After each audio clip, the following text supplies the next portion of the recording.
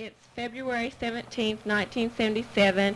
This is Kathy Glenn, and I'm interviewing Sam Snyder, who is 76. His president address is Hennessey. Did you ever hear things of like watermelon stealing or snipe hunting or Halloween pranks? I've not only heard of it, I've been in it. Helped to do it.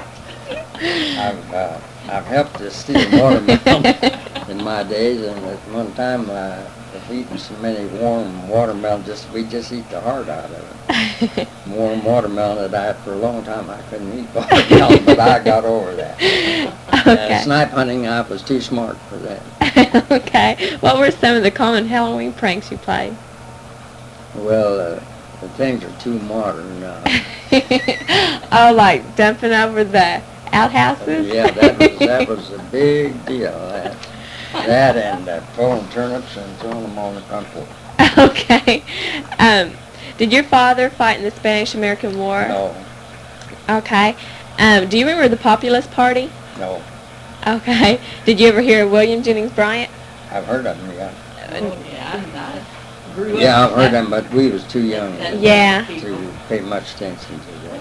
Okay. Do you remember the World War I? I sure do. I was a member. I was in World War I. Oh, could you tell me some things about it? Well, the main thing I think about is the food. Mm-hmm. I remember my first meal in the Army was breakfast. And as I remember, it was cold oatmeal. They cooked it and then sliced it off and had it in a dish, and I was used to having good milk. And this was evaporated milk, half water and half milk. And I remember that. That was my first meal, and I just couldn't imagine anybody cooking anything like oatmeal like that, and then serving evaporated pet milk and half water. Uh-huh. And they tried to serve pancakes that first meal, but just the fellows they come out the door got all the pancakes. The rest of them never got it.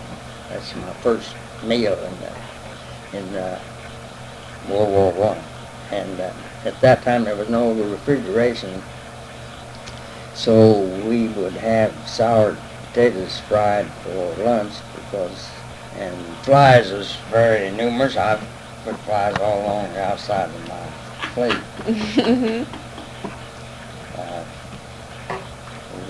Like I said, there was no refrigeration, and we had to put up with a lot of stuff now they don't even think of. I was wondering. Well, I did get typhoid fever from, I wouldn't say it from the food, but I got it anyway. Did you go overseas or? No, I didn't go overseas. Oh, that was lucky. Do you remember the Great Depression? The what? The Great Depression. Yes, I was in the post office. I was postmaster at that time here in Hennessey. It was in let's see, when was that? About 1930. I remember the banks closed, and for 4 or 5 days, no bank, and no money.